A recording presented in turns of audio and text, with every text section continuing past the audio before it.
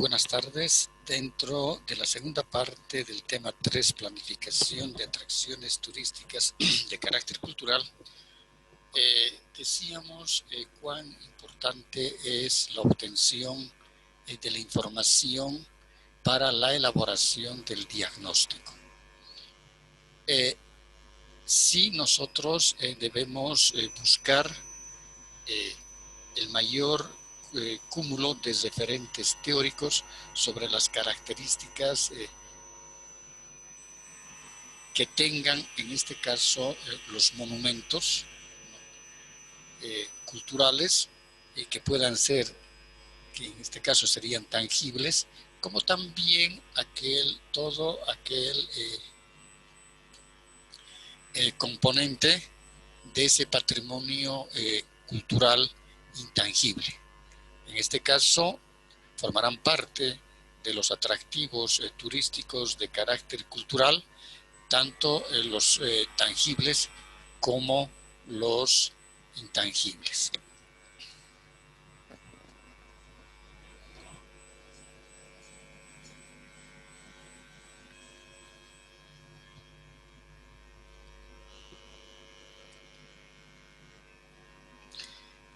Si nosotros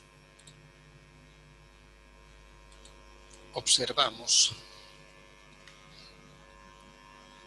estas características que tienen los monumentos tangibles, acá por ejemplo podemos ver una pirámide de la cultura maya, donde se pueden apreciar las características que tiene el atractivo turístico, y estas pirámides servían como medios e instalaciones para realizar las ceremonias religiosas que generalmente se las desarrollaba en la parte principal de la cúspide. Aquí podemos ver un sinnúmero de gradas que sirven para el ascenso. Es fundamental establecer que este tipo de atractivos turísticos, que son vestigios de civilizaciones antiguas, requieren necesariamente de tener que ser puestos en valor. Y decíamos, el término de puestos en valor significa que nosotros tengamos que adaptarlos para la realización de actividades turísticas. Es muy distinto la utilización del término puestos en valor desde el punto de vista arqueológico que desde el punto de vista turístico. Desde el punto de vista turístico va a significar que nosotros podamos lograr de que, siendo un recurso turístico, pueda convertirse en un atractivo. Y un atractivo será justamente de que sea atrayente ante los ojos de los turistas. Y para esto va a requerir de una planta turística, como también de una infraestructura de servicios turísticos que posibiliten el arribo, la llegada y el disfrute de los atractivos turísticos, culturales.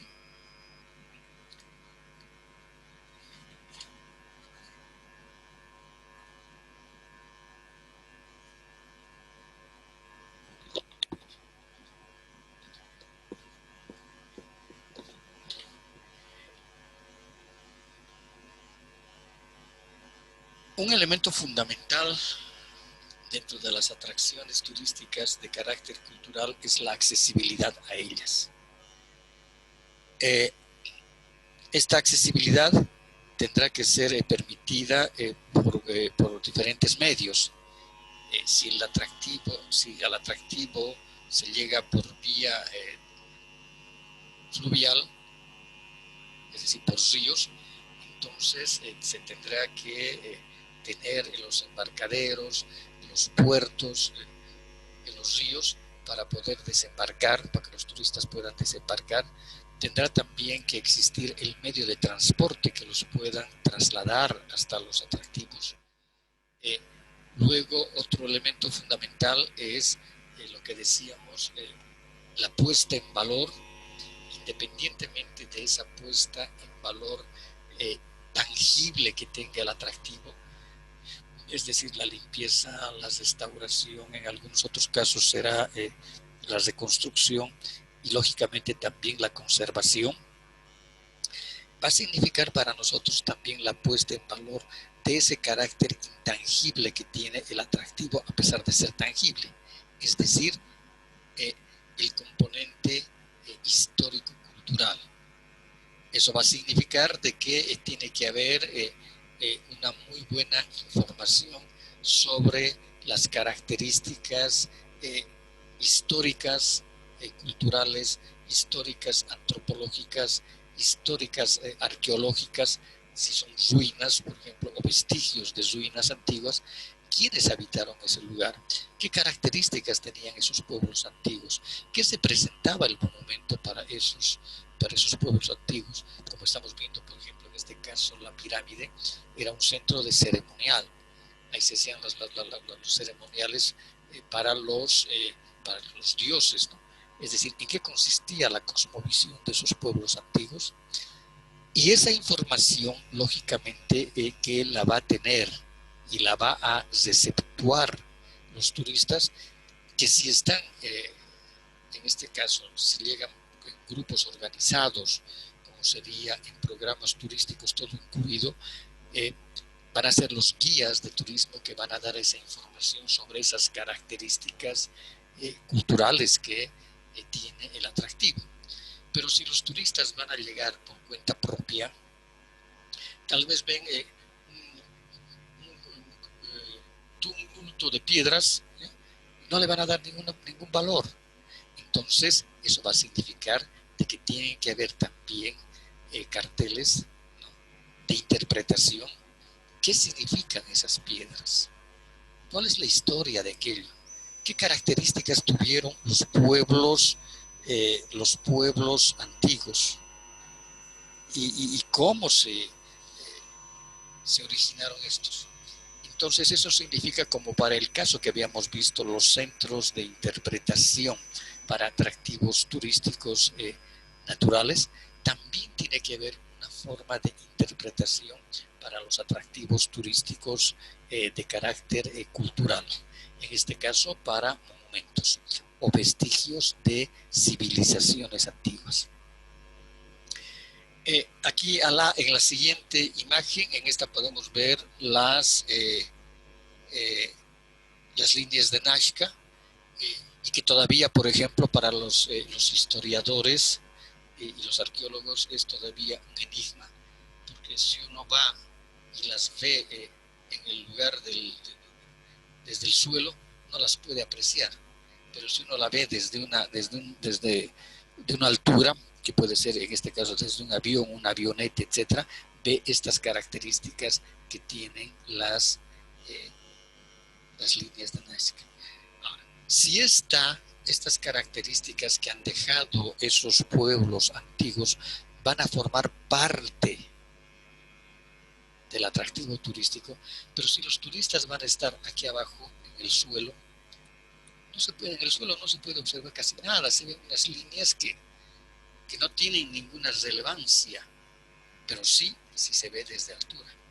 Entonces lo que se tiene que hacer seguramente, se tienen que buscar medios que faciliten de que los turistas puedan ver desde la altura, las líneas de Nazca. Esto va a significar, por ejemplo, que se pueden poner globos aerostáticos para poder observar desde ahí arriba las líneas de Nazca. Entonces, independientemente del valor histórico, antropológico que tenga el atractivo turístico, nosotros tenemos que saber darle el valor y la puesta de valor turístico. Y turístico va a significar justamente el mayor goce y disfrute que puedan tener los turistas. Eso va a significar servicios de acogida, llaman los europeos. Es decir, tienen que haber instalaciones de hospedaje, tienen que haber instalaciones gastronómicas, tienen que haber puntos de información turística, tiene que haber lugares espaciales donde se puedan tener los mejores, en este caso, donde se pueda observar mucho mejor los atractivos, se puedan sacar fotografías, nos puedan vender los souvenirs. Es decir, es todo un cúmulo de acciones que se tienen que planificar para lograr justamente la satisfacción de los turistas. En esta otra imagen, y me imagino que ustedes la identifican, esto es Incallacta. Lamentablemente, Incallacta se encuentra en estas condiciones. Este es el edificio principal y estas son las hornacinas que, según varios autores, entre uno de ellos Nordesquieu, establece que servían para poner algunos elementos ornamentales como medios para realizar ciertos actos religiosos a sus dioses. Si nosotros vemos acá, por ejemplo, denotamos pues de que aquí están las piedras, una sobre otra, y esto parece cualquier cosa. Ni siquiera la vegetación se ha limpiado, o sea, es una limpieza pormenorizada de todo el interior de los ambientes, como también del exterior de los ambientes. Entonces, ¿qué valor nosotros podemos dar a esto? Casi ninguno. Casi ninguno. No hay letreros de interpretación donde nos digan esta es la construcción más importante que ha realizado los incas, ha sido el fuerte de Incallacta, porque esto les servía como un medio de defensa ante el ataque que tenían de los chiriguanos. Es decir, si el turista llega porque llegó, por información que puede haber obtenido del internet, etc., va a ver así como está. Entonces lo que se requiere justamente es poner en valor estos atractivos turísticos, este atractivo turístico. Y esa puesta en valor, lógicamente, que va a significar, es decir, de que el lugar sea mucho más atrayente.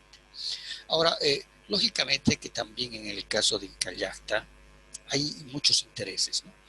Quienes manejan el sector es la comunidad campesina. Entonces, creo que se han hecho varios proyectos para poner en valor Incallacta, pero no tenemos un conocimiento preciso si se ha logrado concientizar a la gente, si se ha logrado trabajar con la gente del lugar, para que permitan de que se puedan hacer obras de mejoramiento, porque como están las cosas aquí, como las podemos ver en esta fotografía, es decir, la erosión a consecuencia de la lluvia, del viento, todo eso, 50 años más ya no va a quedar una piedra sobre la otra, y se va a perder todo aquel legado que han dejado los incas, porque no nos olvidemos de que Incallacta es la principal construcción inca que tenemos en todo Bolivia. Entonces eso significa de que también nuestras autoridades tienen que ponerle nomás el hombro e interesarse si es el principal legado que nos han dejado a nosotros los incas en Bolivia como construcciones civiles, que tenemos como vestigios de esa cultura. Entonces se requiere nomás tener que poner en valor este atractivo, ponerle un buen camino, tendrá que haber, había un CDT, si no me equivoco, muy próximo hay un lugar donde puedan haber baterías de baños, tendrá que haber muy próximo al lugar, seguramente a unos 1 o 2 kilómetros, tiene que haber pues una un parador turístico, tendrá que haber alguna posada para que los turistas puedan hospedarse, y no solamente va a significar, es decir, poner en valor esta parte del atractivo, sino que también por este lugar tenemos algunos vestigios de camino inca, ¿no? Entonces, lo que nosotros desde el punto de vista, siempre hemos dicho, desde el punto de vista turístico, lo que nosotros buscamos es el mayor tiempo de permanencia de los turistas, porque eso significa mayor gasto turístico. Si los turistas ven una cosa así, unas ruinas con esas características, irán, verán media hora y se regresarán. Pero en cambio, si ven de que realmente hay guías, de que los guías tienen que ser del mismo lugar, de las comunidades del mismo lugar, seguramente que les van a dar las explicaciones, porque se tiene que capacitar, ¿no? A los guías también hay que capacitarlos, a la gente local para que se conviertan en guías hay que capacitarlos. Entonces, el plan es un sinnúmero de acciones que se tienen que realizar, identificando justamente, es decir, estas grandes deficiencias. En esta otra imagen acá tenemos Tiahuanaco. Este es el templete semisubterráneo de Tiahuanaco. Cuando el arqueólogo Poznański y Ponce empiezan, Benedet también empiezan a hacer las excavaciones, no está como ahora ustedes lo encuentran. Esto estaba casi todo cubierto, el templete semisubterráneo, estaba casi todo cubierto de tierra. Entonces han empezado a hacer las excavaciones arqueológicas, han ido limpiando todo el sector, ¿no? E inclusive hay algunos informes técnicos que establecen que varias de las piedras, como estas figuras zoomorfas, las han encontrado botadas, según hacían las excavaciones. Entonces los arqueólogos las han puesto en el lugar que correspondía. Y otra cosa, por ejemplo, la Puerta del Sol, ¿hasta qué año será? Pues hasta el 1930 espérese, el 22, el 32, 24, 34, 35, 36, el año 38, por ejemplo, 1938, la puerta no estaba parada, la Puerta del Sol. La Puerta del Sol estaba echada. Y por muchos, pero muchos años, toda la época de la colonia, esto estaba en franco olvido.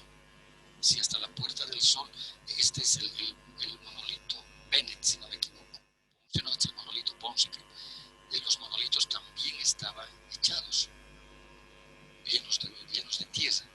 Entonces se han ido realizando las excavaciones, y hoy en día tenemos esta magnífica presentación de este atractivo turístico-cultural en la ciudad de La Paz, en el departamento de La Paz, ¿no? Entonces, eso significa poner en valor el atractivo. Pero la puesta en valor de este atractivo ha sido principalmente desde el punto de vista arqueológico. Pero para nosotros, desde el punto de vista turístico, ha sido una maravilla. ¿Por qué? Todo lo que corresponde a la península de Copacabana y las ruinas de Tiahuanaco, por muchos años, por más de 50, 70, 80 años, siempre ha sido el principal producto turístico de Bolivia. Ahora ya, bueno, vemos de que está con un grado de preferencia el Salar de Uyuni, pero antes de que fuese puesto como destino turístico, es decir, los turistas europeos especialmente, se conocían Bolivia por estas características, por esa vasta, por ese vasto legado que nos dejaron la cultura tiahuanacocha. Por ejemplo, estos también constituyen atractivos turísticos. Este es el Cerro Rico de Potosí, y estas son las construcciones coloniales que posteriormente, muchas de ellas han sido restauradas, con recursos económicos propios, es decir, los propios dueños de las casas las han restaurado, y casi todas las iglesias que han sido restauradas en Potosí han sido gracias a la colaboración de la cooperación española, que durante 3, 4, creo que 5 años, 4 o 5 años se quedaron en Potosí y se han restaurado todas las iglesias, casi todas las iglesias de Potosí, como también la parte interior y la parte exterior de las iglesias. Entonces, esto, por ejemplo, cuando se ve ese legado cultural de lo que fue Potosí, y que no nos olvidemos que Potosí ha sido el centro minero de la plata más importante de la colonia en América después de México. Entonces, de aquí salía la plata, y la plata era trabajada justamente en los era extraída de las bocaminas, y en todo el sector, en las faldas del Cerro Rico de Potosí, ¿no? Vemos los ingenios mineros, ¿no? Y lógicamente que Potosí ha tenido un auge económico muy grande. Inclusive algunos autores establecían de que Potosí tenía mayores habitantes, ¿ya? Y mayor movimiento económico que la ciudad de París. Eso será por los años 1600 de la era cristiana, ¿no? Entonces, esas características han hecho de que todas estas construcciones sean realmente muy apreciadas para la oferta turística del departamento de Potosí y de la ciudad de Potosí. En esta otra imagen nosotros encontramos la Casa de la Moneda. Esta es la segunda Casa de la Moneda, porque hubo una primera Casa de la Moneda en la ciudad de Potosí, ¿no? Y esta es la segunda Casa de la Moneda, que si no me equivoco data del año 1700, y realmente aquí podemos observar, este es el dios de la vid, y es una máscara que ha sido puesta acá, pero que cubre, o en este caso está cubriendo un escudo heráldico de las ciudades. Entonces, y aquí vemos, por ejemplo, las características en uno de los patios. Este, si no me equivoco, es el patio, sí, es el patio principal de la Casa de la Moneda, y hay 2 o 3 patios donde también se puede ver la parte de las maquinarias, y toda la parte de arriba constituyen, es decir, las salas que han sido adaptadas hoy en día como salas de exhibición de la pinacoteca colonial, y han sido, son cuadros eh, religiosos que han sido rescatados de muchas iglesias, conventos, etcétera, y que pertenecen hoy en día a la Casa de la Moneda. Este atractivo también ha sido puesto en valor, ¿no? Y fundamentalmente está muy bien conservado, muy bien trabajado, pero me imagino que en el transcurso de los siguientes temas vamos a hacer también un comentario sobre la labor que desarrollan los guías de sitio, porque la Casa de la Moneda tiene guías de sitio que permiten y describen las características de cada uno de los ambientes que se visitan, como también de las obras que se exponen. Acá tenemos otro atractivo turístico de orden cultural intangible, que son las festividades, ¿no? Así que es el folclore. Y es fundamental también hacer un rescate de esas características y de la representación, por ejemplo, qué representa la morenada, dónde se origina la morenada. La morenada se origina en la Casa de la Moneda, y es como un medio que tenían, en este caso,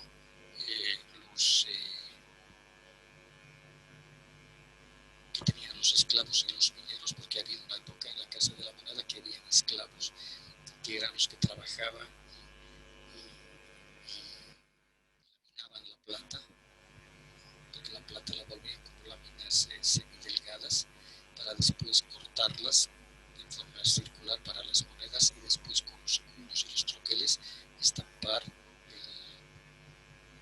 los sellos para ambas caras de las monedas, ¿no? Entonces, hay un gran recorrido histórico sobre estas caracterizaciones. En esta otra imagen podemos ver la plaza principal del Cusco, y aquí vemos la iglesia matriz, como también otra iglesia.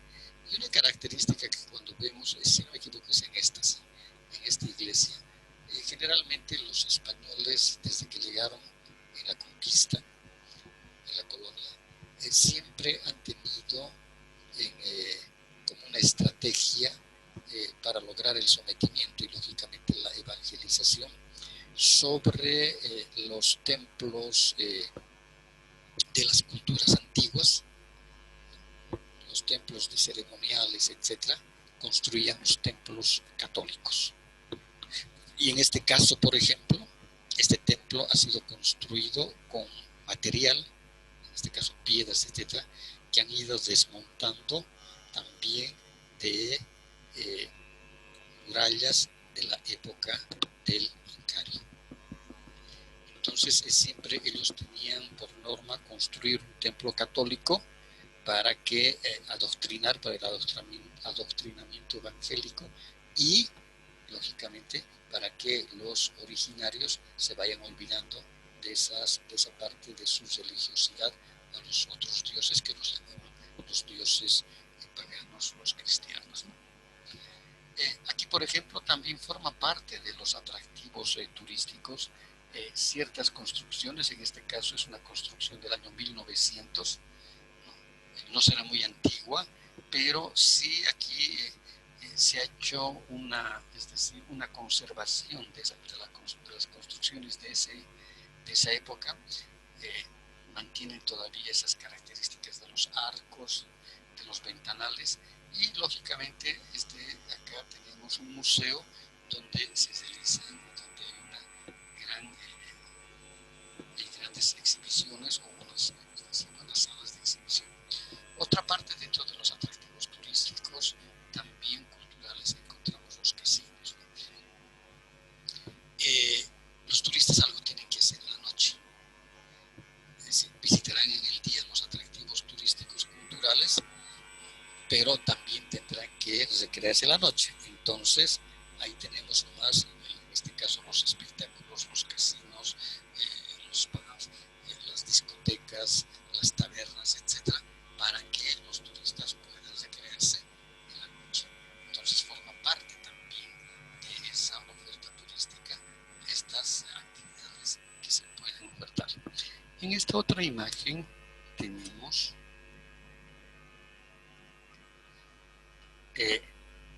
ya las características culturales de pueblos originarios, ¿no? Que a pesar del transcurso de los años, ellos han seguido manteniendo esas características culturales. Son grupos de aborígenes que no han permitido, en este caso, de que la civilización occidental pueda cambiar sus formas de vida. Entonces, si existe esto, el turismo aprovecha de aquello para que forme parte también de la oferta turística. Pero dentro del plan de desarrollo turístico de atractivos turísticos culturales, se tiene que hacer un trabajo muy, pero muy preciso con todos estos, con los habitantes de estos grupos, para evitar justamente la culturación, ¿no? Es decir, y la sobreposición de valores culturales. Entonces ellos tienen que estar conscientes de que su cultura es muy importante y que dentro de su cultura y lo que ellos van a recibir, el beneficio económico que ellos van a recibir del turismo, es justamente por esas características culturales de su cultura, de la cultura que tienen, y lo que se tiene que hacer es valorizar la cultura dentro del imaginario de los habitantes del lugar. Entonces se tiene que trabajar mucho en la parte de concientización turística para que no, después de unos 10 años, todos los nuevos juventudes, la niñez, ya estén vistiendo jeans, etcétera, que eso el turista no va a venir a ver eso. Entonces eso tampoco les va a generar recursos económicos, sino esta estas características de vivencia que tienen ellos. Y aquí tenemos una marca y un eslogan: pueblos vivos. Eso significa, nos está mostrando, y pues, inclusive el eslogan pueblos vivos nos muestran, nos quieren demostrar cómo esos atractivos turísticos tienen una relevancia cultural tan grande que también deben ser difundidos hacia el exterior, y en este caso por medio del turismo poder lograr expandir esos conocimientos sobre esos